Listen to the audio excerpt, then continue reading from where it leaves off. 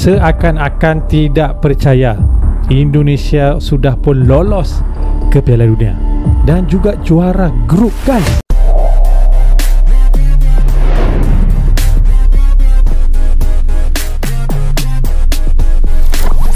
Dan sekarang ini mereka bangkit, mereka membuktikan bahwa sepak bola di Asia Tenggara ini saat ini akan dipelopori oleh timnas Indonesia, sama ada di berbagai peringkat kelompok umur dan juga timnas seniornya.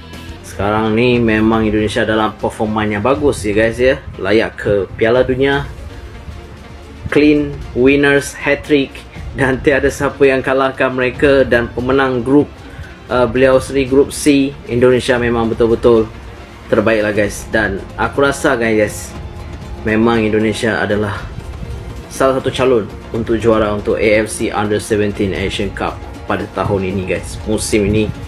Dan hopefully Indonesia boleh buat yang terbaik guys untuk kalahkan Korea Utara dan layak ke semifinal. Kalau layak ke final mungkin bonus, tapi insyaAllah aku yakin Indonesia mampu ke final. Garuda Muda Timnas Indonesia U17 mencipta sejarah demi sejarah sehingga membuatkan netizen Malaysia mula bercerita berkenaan dengan kehebatan Timnas Indonesia U17 dan mula membedakan antara Harimau Muda dengan Garuda Muda.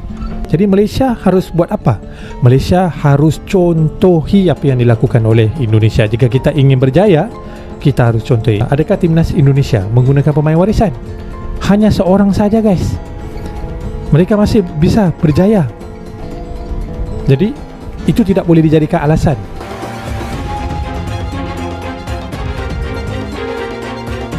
Kejutan besar datang dari ajang Piala Asia U17.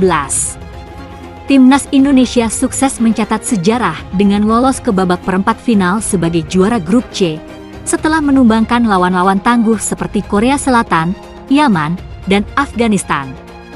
Capaian ini langsung menjadi sorotan tak hanya di dalam negeri, tapi juga hingga ke negeri tetangga, Malaysia. Namun, yang menarik, beberapa pengamat sepak bola Malaysia justru tampak masih tak percaya dengan pencapaian Garuda Muda. Sejumlah analis di media Malaysia menyebut bahwa Indonesia terlalu tangguh di level ASEAN sampai bisa kalahkan Korea Selatan, Yaman, dan Afghanistan. Kalau dilihat dari sejarah dan kekuatan, Korea Selatan jelas lebih diunggulkan. Tapi hasil di lapangan berkata lain. Indonesia benar-benar mengejutkan, ujar seorang pengamat dari Malaysia. Indonesia tampil terengginas di fase grup. Laga pembuka menghadapi Korsel dimenangkan dengan skor 1-0, disusul kemenangan meyakinkan 4-1 atas Yaman, dan mengalahkan Afghanistan dengan skor 2-0. Kini, langkah Indonesia berlanjut ke babak perempat final. Tantangan selanjutnya tak kalah berat, yaitu menghadapi Korea Utara, tim dengan reputasi tangguh dan permainan disiplin tinggi. Laga ini diprediksi akan berlangsung sengit dan menjadi ujian sesungguhnya bagi pasukan asuhan pelatih Nova Arianto. Yang terpenting sekarang bukan sekadar membuktikan ke dunia, tapi juga membungkam keraguan dari tetangga sendiri. Kami akan terus berjuang, kata Kapten Tim Indonesia U17. Indonesia kini tinggal 2 langkah lagi menuju final, dan mimpi besar menjadi juara Asia bukan lagi sekadar angan. Timnas Indonesia U17 mencatat sejarah manis di Piala Asia U17 2025. Skuad muda Garuda menjadi satu-satunya wakil Asia Tenggara yang mampu melaju hingga babak perempat final, di saat tim-tim tetangga lain seperti Thailand dan Vietnam justru berguguran sejak fase grup. Dalam babak penyisihan, pasukan asuhan Nova Arianto tampil solid dan konsisten. 3 laga mereka lalui dengan kemenangan mutlak. Tak hanya meraih poin sempurna, Indonesia juga menunjukkan performa dominan dengan torehan 7 gol dan hanya 1 kali kebobolan, itu pun lewat penalti saat menghadapi Yaman.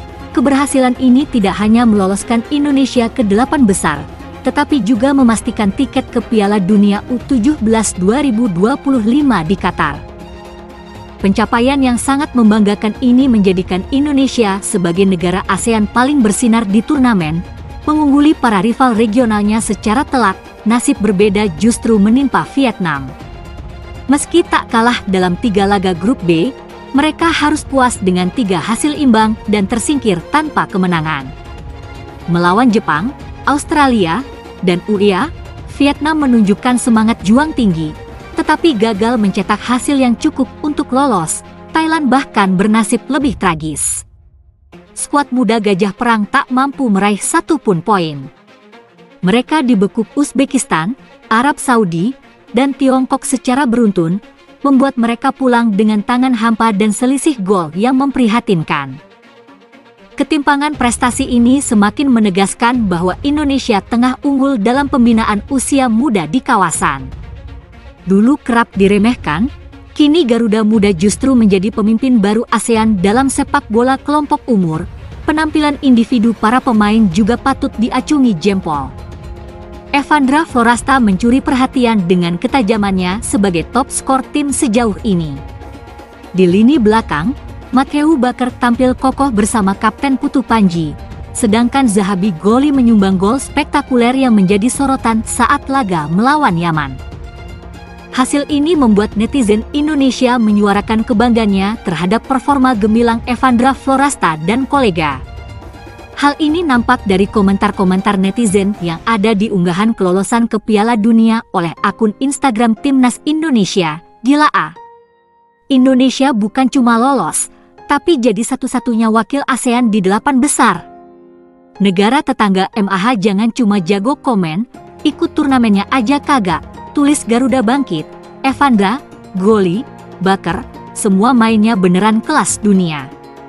Sementara itu negara sebelah sibuk bahas wasit netralitas, padahal timnya aja gak kelihatan wujudnya di Piala Asia, kata NRFZ.